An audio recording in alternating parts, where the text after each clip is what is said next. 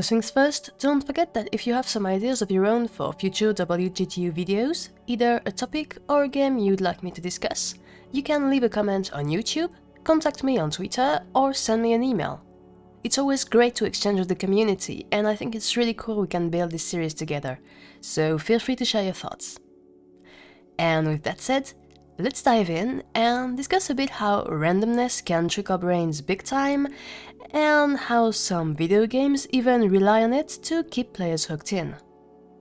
Now, the story I'm gonna tell this time is pretty famous, so you might have already heard it. In the 1930s, there was a psychologist named B.F. Skinner who took a real interest in conditioning and tried to go further than what Pavlov had done previously. Basically, using pigeons, he discovered that thanks to randomness, you could condition not only reactions, but also volition itself. So this way you would go from Pavlov's classical conditioning to Skinner's operant conditioning. Okay, before I dive in deeper, I just want to say something important. I don't agree with all of Skinner's work. Even if I believe that he was spot on about some things, such as the unique place of science in our societies, I also feel like his relationship to authority and his idea of conditioning were too extreme, and that they go far beyond my comfort zone. So yeah, keep in mind that I'm gonna talk about an experiment he did, because it clearly demonstrates a phenomenon that is interesting for today's episode, but also that Skinner should definitely not be blindly taken as gospel. But anyway, in 1948, Skinner published a famous article in the Journal of Experimental Psychology called Superstition in the Pigeon, with various experiments where he'd put a pigeon in different boxes with different mechanisms and study its reactions. Among those experiments, in particular, there was one that was quite simple. Suppose we put a pigeon in a box with a button and a system that delivers food to the bird whenever it taps the button. This is quite straightforward, and the pigeon quickly gets the trick. When it wants food, it clicks the button and it gets its reward.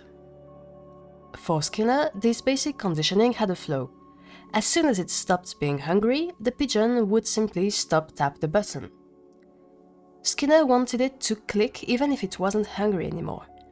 To do that, the psychologist discovered that you just had to add some randomness. So, say you rig the food system so that it delivers food after a random number of clicks on the button. Then the pigeon will tap on the button regularly, in the full hope that it will give it its reward, and with the fear that this may never happen again in the future. What's even crazier is that the pigeon will actually try to find some logic behind all this and develop sort of rituals, a self-conditioning based on personal superstition. And of course, the real catch is that these results actually transpose to us too. So as human beings, we like patterns and logic. When we are faced with randomness, we most probably want to keep trying until the rules, no matter how crazy they seem, become clearer. And so we can just as easily be trapped into such a random rigged mechanism, called a Skinner box, and experience an illusion of engagement in the form of compulsion. This idea of constantly hooking the players with future rewards, but at an unsteady rate, is why slot machines work, for example. When you win, you get just enough incentive to keep playing, even if you're then going to have a long strike of losses. Similarly to Skinner's pigeon, we are duped by the randomness and we feel like we should keep going until what needs to happen happens, basically. And of course, this is not limited to casinos. Video games have long learned that they could benefit from this bias in our brains and extend playtime by shuffling around the odds and offering random daily rewards. To me, one of the best examples of this technique is Diablo 3. Now, to be honest, the entire Diablo series rely on this pattern, so we could have a larger scope and not focus solely on Diablo 3. But it's the most well-known nowadays, and according to these PGR articles from 2012, at the time of its release, it was the fastest selling game of all times, so we'll stick with this one. Anyway, Diablo 3 is an action RPG dungeon crawler released by Blizzard Entertainment in 2012. In this game, you are a proud hero that battles the forces of evil, be it with his sturdy sword, a powerful magic, or more secret skills. All in all, the gameplay is quite basic. You have some mouse and keyboard controls to move and cast your spells, you can kill monsters to get gold and items, you can talk to NPCs to start or end quests, and you'll gradually explore the world and its dungeons to complete the story. And actually, when you're done with the story, all that's left to do is re-walk through the same areas, simply to fight bigger and badder monsters and earn even mightier objects. Now, this seems pretty repetitive, right? So, how come I spent dozens of hours playing this game? Well, the answer is simple. It's because Diablo, like lots of games, is built on a scanner box. As you progress through the levels, you're continuously hoping to get a more powerful item, like this unique weapon or this rare crafting recipe. The chances of finding it are slim, but you regularly get lower tier rewards that are yet interesting, and so you just keep on searching. And so you run around with this constant thought, perhaps the thing I want is on the next monster, so I'll do just one more. In Diablo, it's the cleverly designed loot and level up systems that give the game its lifespan. And one of the main reasons why we don't get tired of fighting for gold, items or experience points is because they leverage secondary needs, like money or social approbation, which are far harder to satiate than primary needs. Now, you might feel like this is not a big deal. After all, spending a bit too much time playing Diablo 3 is not that bad.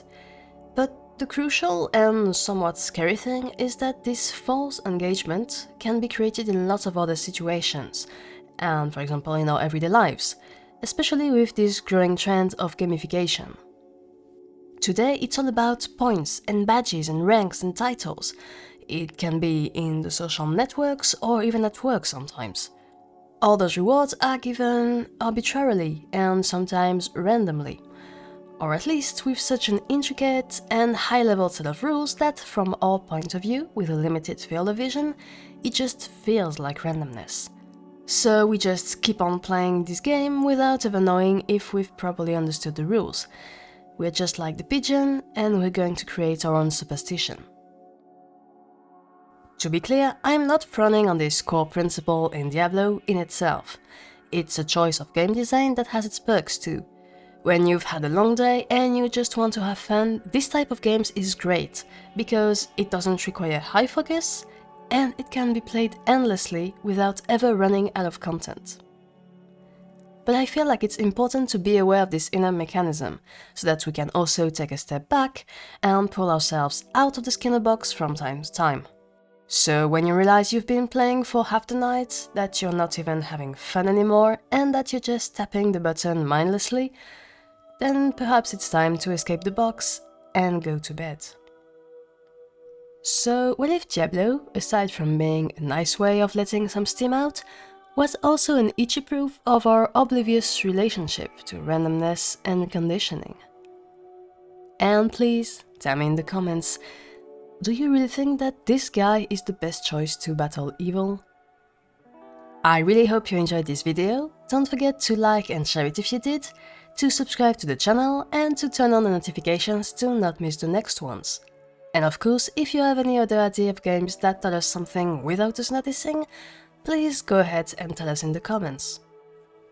As always, thanks a lot for watching, and stay tuned for the rest of this series.